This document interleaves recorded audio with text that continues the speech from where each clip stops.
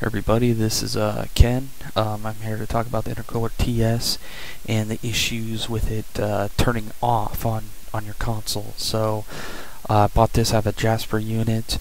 This intercooler turned off on me because the sensor that is, I don't know if you can see it, but it's right there, would turn off because it was just hot all the time and stopped detecting. And what the intercooler does is detects the room temperature and the Xbox temperature and causes a switch on the circuit. So what you need to do, there's an internal sensor that's in here where you can't see it that's supposed to get your room temperature. So what you're gonna have to do is actually take it apart, and there's a copper wire with a sensor on it. Sensor's right there. Once you do that, then you can hook it all back together, put it back on your Xbox, and just, I taped it right there. So I got the main sensor that's still right there that everyone knows, and right here. This does not use your Xbox's power, so that's what the temp sensor does, is it turns these fans on and uses a AC outlet. So what's the best thing about this thing, what makes it a buy, is the sensor. Well, the Temp Smart in general turns on automatically and doesn't use your Xbox's air or AC, I mean. And another thing about it is that if you have a Jasper unit, some of the newer Xboxes that have the 175, or the Jasper actually has a 150 watt power supply, this is the intercooler you want to get. Now, you might not need an intercooler. One thing I would do is purchase this and do the modification, or else it's just going to turn off all the time and just cause a wall, and it does more harm than good. But if you do this mod, it stays on all the time. There's a 12 volt mod you can do. You can solder the circuit board, bridge to connections. There's YouTube videos about that as well. I wouldn't really suggest doing that because it stays on all the time. You want something that turns on when you turn on your Xbox, instead of modding a switch or something. So I would show you guys, but I actually took this apart several times and it's starting to get kind of loose.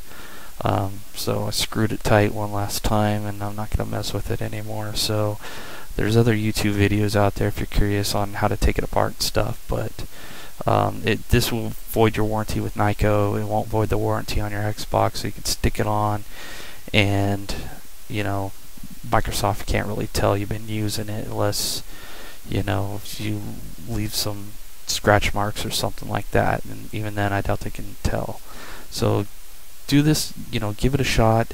This is not really a buy option, so I wouldn't really suggest run out and buying it if you don't have the money for it.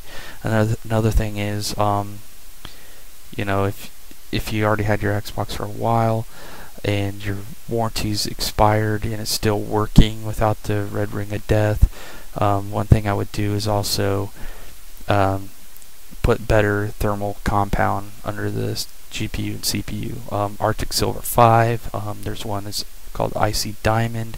That's a has diamond dust thermal paste. So just change the thermal paste out. Microsoft tries to save any bit of money that they can save and don't have to spend on high-tech products like thermal paste or adequate heat sinks or anything like that. So what I would do is actually replace the thermal compound that's on there. It's some kind of sticky, just probably just for mass production thermal paste, and put something on there that actually helps. I put Arctic Silver 5. It has a break-in period of 20 hours, and it should drop your console by 5 to probably 7 or even 10 degrees Celsius. So I would do that. Even if you have a slim model, it's an all-in-one CPU and GPU on the chip, but still, I'd look into putting better thermal compound on there. At least you know what you're put on is high quality and primo thermal paste, so do that. Also, just one last word is the X clamp mod on your 360 repair. That is not a good mod. It does not work.